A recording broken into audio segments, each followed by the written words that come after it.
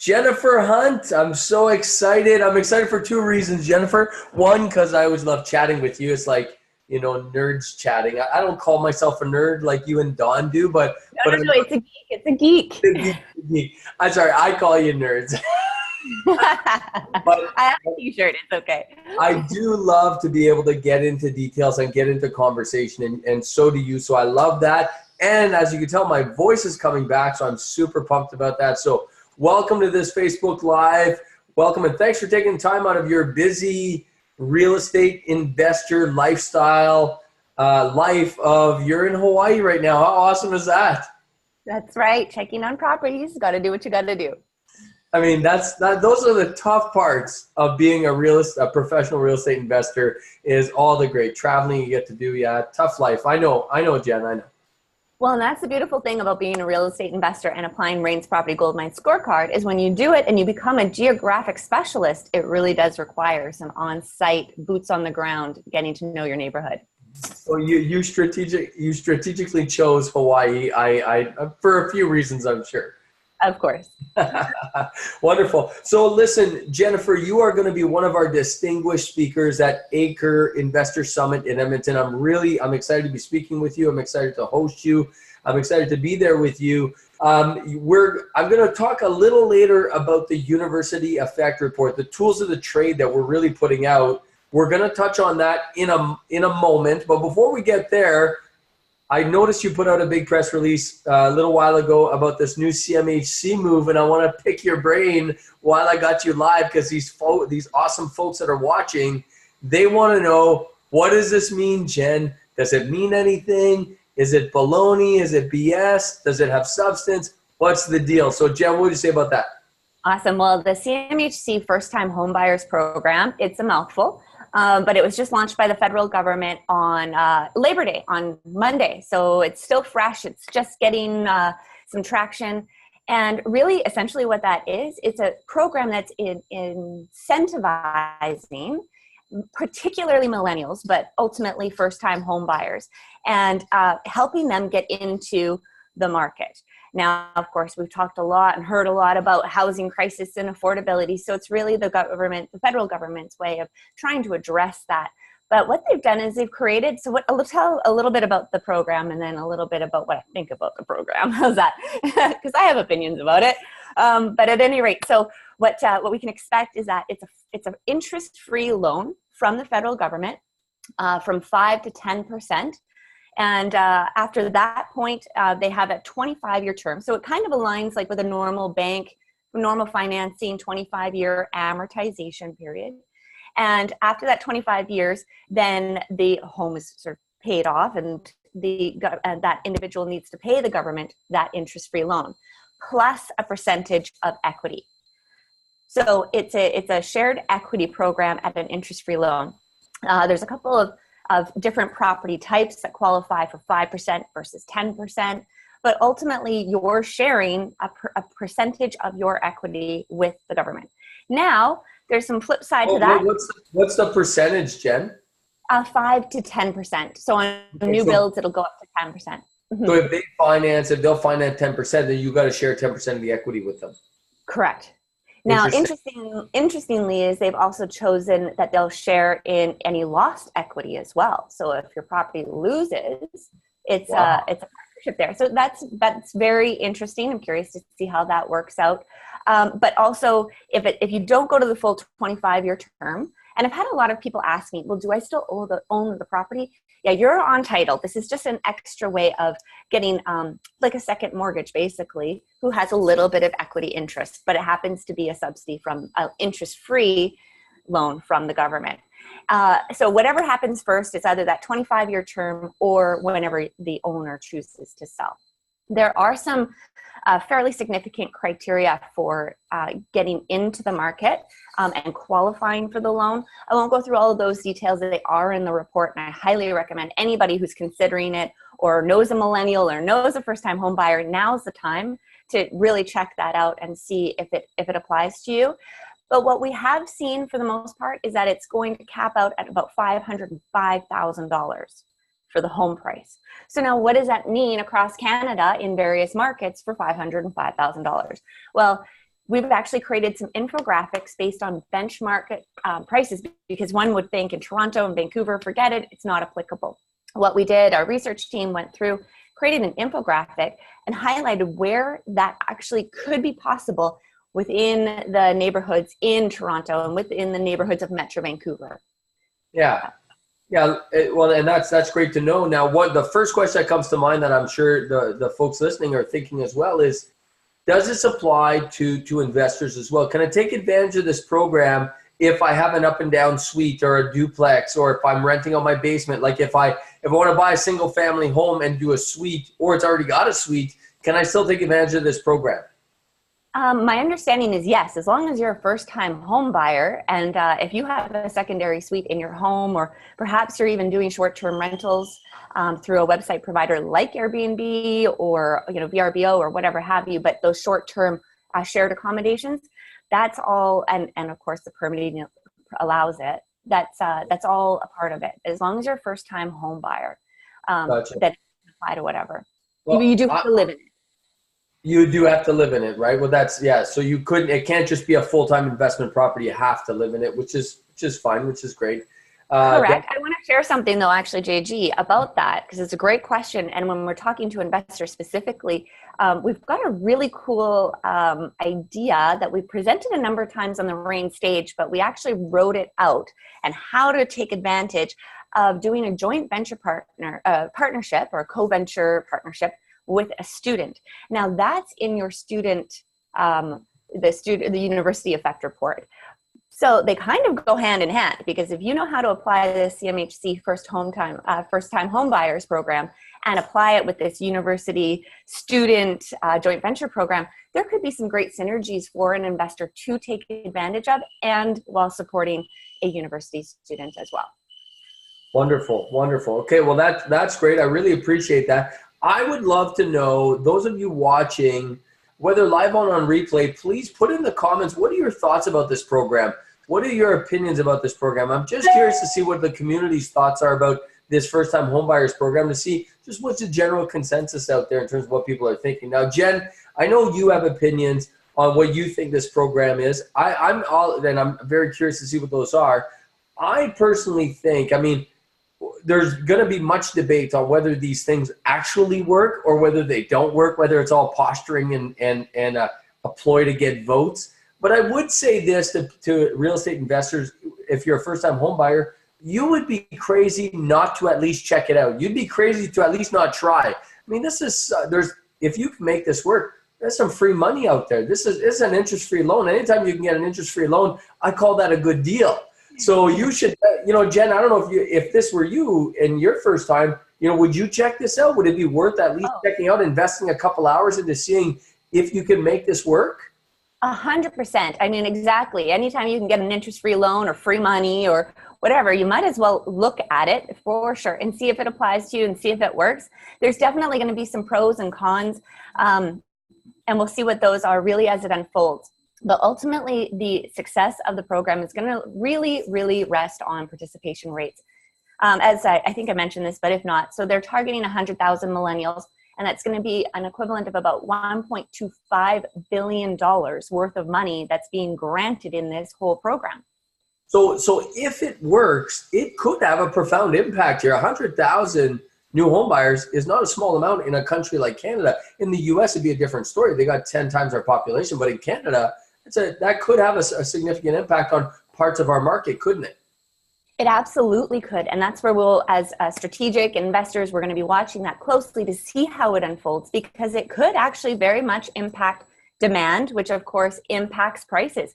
So it may even have the exact opposite unintended consequence of actually creating, making it less affordable than even it was before. It may also drive up sales, and it may do nothing. There's been two, we do a comparison of a couple of other programs in the white paper, one in the London, UK, and another one from the BC Home Buyers Program.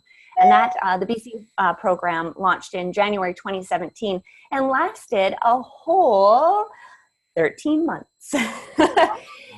Yeah, it did not take off. It didn't get the momentum. It wasn't targeted to the right people. And the same with the London, UK version of something similar program. Neither of those two programs worked. So whether this will work and whether this will actually influence prices or sales or do nothing, only time will tell. And you can stay tuned for that because we'll be keeping on top of it. Well, and that's what I love about Rain, about Acre. I'm going to be speaking in Toronto next week, actually, on what winning in real estate. Those of you that are, if you're from the Toronto area, you've got to come out to this event. You can register online. I often talk about how, Jennifer, what I love about the Rain system is we truly teach real estate investors essentially how real estate, for me, it's really a crystal ball. You can see the real estate cycle developing quite far ahead of time. You can see it coming. It's like seeing a big wave coming at you. It doesn't happen in a sudden crash, quite like the stock market, in my view. I'm just sharing my opinion now. And this kind of program is another perfect example of that. You and your amazing team, Jennifer, are going to be watching the impacts of this program. And despite what all the headlines are going to say, let me tell you, they're going to say all kinds of things. We are going to see in true form whether this is going to work and what effect it's going to have. And you're going to be able to show us and track it every step of the way. And I bet you're going to probably, by Acre, would by Acre, which is September 27th to 29th in Edmonton, are you going to have any sense, Jen? Are you going to be able to give us a bit of an update in terms of the CMHC program? I know you're going to talk a lot about the University Effect Report, which we'll touch on next, but are you going to have some sense of CMHC by then? I'm definitely going to talk about it, and I'm going to provide what we've got at the time. That'll be anecdotal. What we're really going to be targeting is actually November 1st, because the actual first day that the first close date for the program will be November 1st. So it launched September 2nd. They're giving folks a couple of months window to find a home and to qualify and to go through all of the extra red tape that's required. So we're going to really start to see that show up in November, and then we'll be tracking that November, December, January, and we wouldn't really see that impact on our cycle probably until early 2020, but it's definitely on the radar.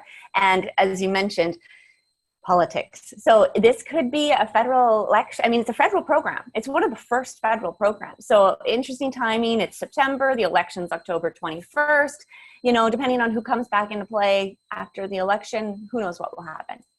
Yeah, great point. Great point. And this is what I love. And I'm kind of doing a bit of a shameless plug for Acre and for Rain here. But this is what I love, Jennifer, about Rain, about Acre is, I mean, you're a professional real estate investor, as am I. This is what we do day in and day out. I'm the CEO of Vista Property Group. You run your real estate business. You're in Hawaii buying properties right now. I mean, you're on it. And not for the sake of just being an administrator because you look at numbers for the sake of looking at numbers. You look at it because it really matters to all of us, including your own portfolio, your own real estate, right? So, yeah, there's some self-interest in this, hey? So now, speaking of interest, I am very interested in the University Effect Report because I wanted to call this, I'm going a little bit on a tangent here, but I wanted to call this report, just so everybody knows, I wanted to call it the U myth. The university myth, because I think a lot of people, and I hear it every day, Vista Property Group has a property management division. I just got a call earlier today saying, oh, I hear all these issues about student rentals, and this client had all these stories about student rentals, none of which were true, by the way, but there was all these myths surrounding student rentals in university towns and whether it's good and how it's good and so on and so forth. Jennifer, how does this report help us as investors? What are your thoughts on this? You're going to be releasing it at Acre Edmonton, which is huge. I'm very excited about it. And I think you make a really number of great points about it being a U myth. Otherwise, we could call it the unicorn myth, because honestly, university property rentals have some amazing unicorn qualities. And the report really dives into them and talks about how to leverage it, how to make it a great opportunity for your university student client, but also for you as a university rental housing provider. It's the first, so I'm going to step back a little bit because I can go right into the weeds, as you know, but it is the very, very first university report effect that we've ever done. It's brand new research, and included in that, it really tells us how to maximize rents, how to maximize property values, how to maximize getting the right clientele into your property so that you get that long-term. It's, you know, you can get a tenant, a university tenant for 4 to 6 years if you think about what kind of programs they're looking at. Are they going to be a master's student? There's so many opportunities. And in the report, we really look at all of those, but then we created 2, and you know how I like checklists, because I like standard operating procedures. I like to minimize and reduce risk. And we've created the University Effect Hot Zone and the University Effect Scorecard. So you're actually going to be able to, and we actually apply it in there, so you have a full case study and see how to apply that effect, the hot zone. So the University Hot Zone, what that looks like is 3 different questions. And I may or may not tell you what they are right now, because we're going to be launching it at Acre. But there are 3 key questions that you want to be looking at for various universities to see even if it's worth spending any more time doing any more diligence for that particular university. I can tell you that we did apply it to 11 universities. Just pause, because you're getting too excited here. You're going too fast. Let me slow you down. So I got to say that one of the things that sold me on RAIN originally, this was like 8 years ago when I joined, was the concept of doing a quick analysis to see if that property is even worth it, right? Is it 8% cash flow? Is it 10%? Where does it fall into the cash flow zone? You're referring to RAIN's cash flow zone. Yes, RAIN's cash flow zone.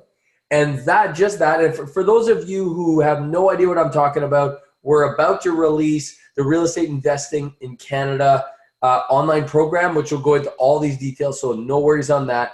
But that tool, which is a tool, that tool has saved me thousands of hours of the properties I've purchased, thousands of hours. You're telling me you developed that kind of tool for universities?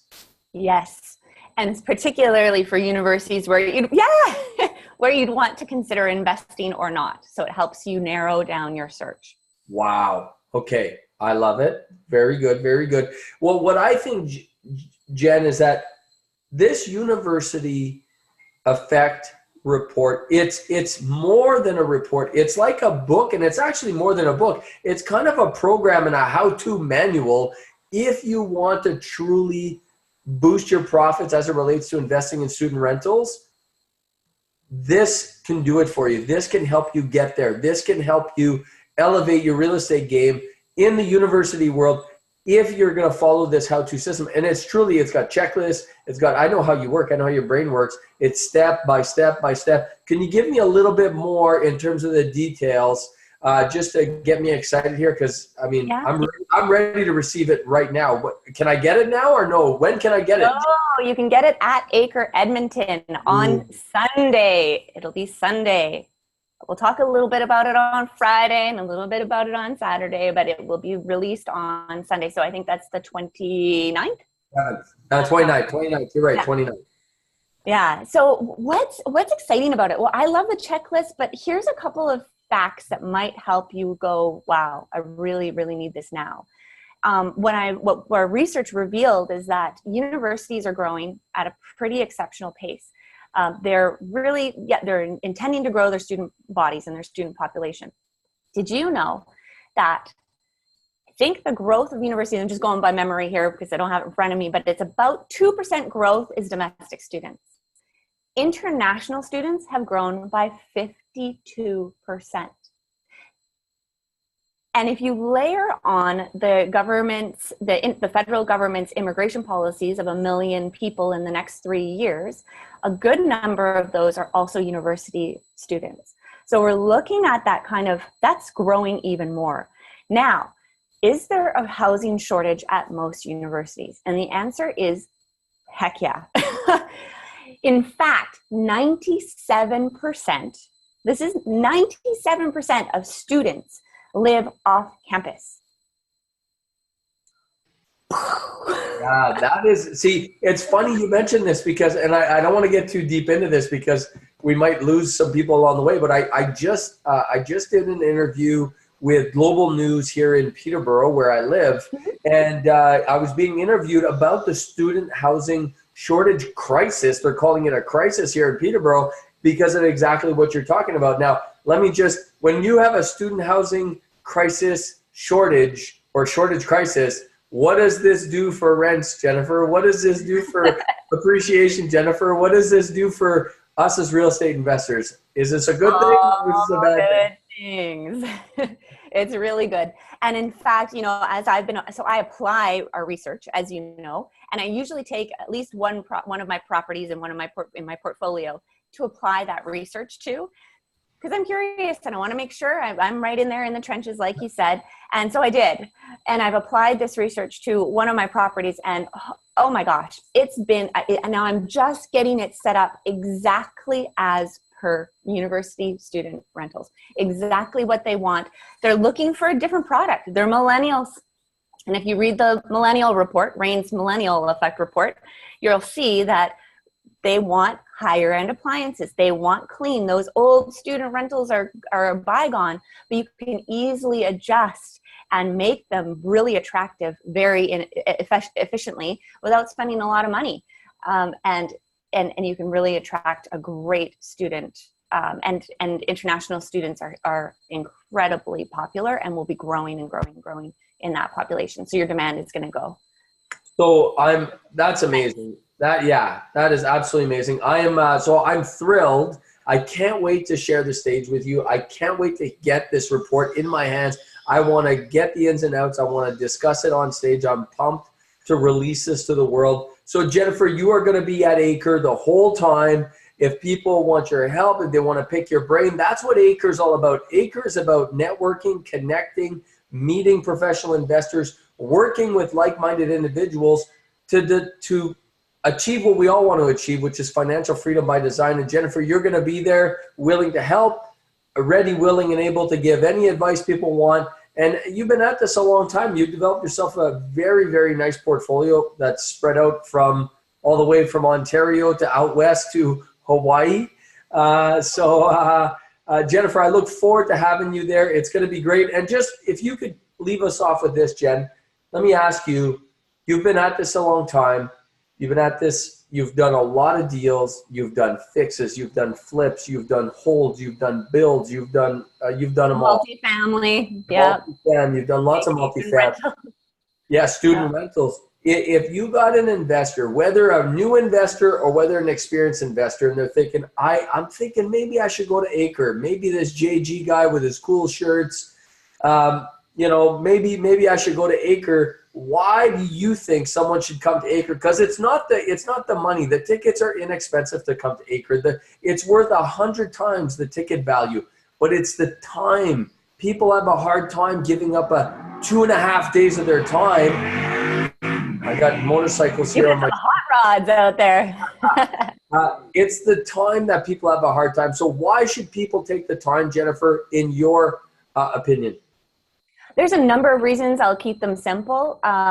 For me, the time and the energy getting the education, getting the checklists that saves down the road and understanding them effectively, that's a little bit of upfront time at Acre, for example, that you're going to learn about it. You can talk to me about it.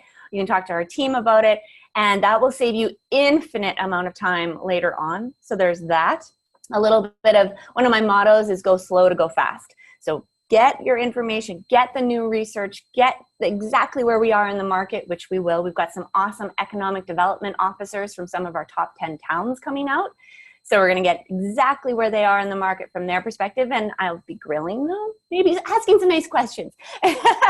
So if you go slow to go fast, you're prepared, you've got a great foundation. That really is what Acre, what the summit is about, and also connecting with like-minded folks.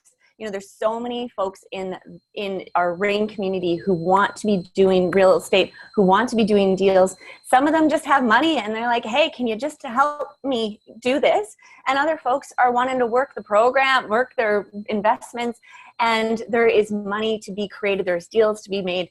Joint venture marketplace, for example, that we had with our Rain members in August was awesome. And it's palpable when people recognize that it's doable, it's achievable, and you've got the community to help you do it. Well, and I think you bring up a really interesting point. And that's a huge thing. Actually, I see this more and more and more today is people that have investment capital, they want to put money to work in real estate, but they don't have the time, the effort, the energy to do it. So they're looking for partners. And I know there's people watching this right now that are going to think I'm crazy, but there's a ton of people out there looking for a partner who doesn't have any money, but willing to do the work. And Yes. luckily, that's what we train at Rain. Luckily, that's what you could learn by coming to Acre. And so whether you have investment capital, you want to put it to work, Acre is perfect for you. Whether you do or don't have investment capital, but you want to play the game of real estate and do this business, operate this business the way Jen does, the way I do, the way Patrick Francie does, the way the rest of our executive team does, then Acre is the perfect place for you. So Jennifer, I love what you said, and I would create a quote card. Maybe my assistant's listening. She'll create a quote card for you. I like that. Slow is fast. We used to have a saying. I don't know. I think you knew this, but I used to race motocross, and we used to say, slow is smooth and smooth is fast.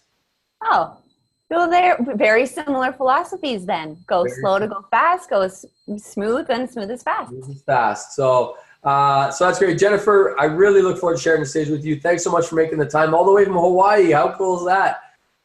And I hope you enjoy the waves this afternoon. Enjoy the waves. Have a cocktail for me. A little Mai Tai. A little Mai Tai. A little umbrella in it. Yeah, no, it's been great, and it's wonderful to be a geographic specialist. Thanks, Jennifer. Thanks. Take care, JG. Bye-bye. Bye.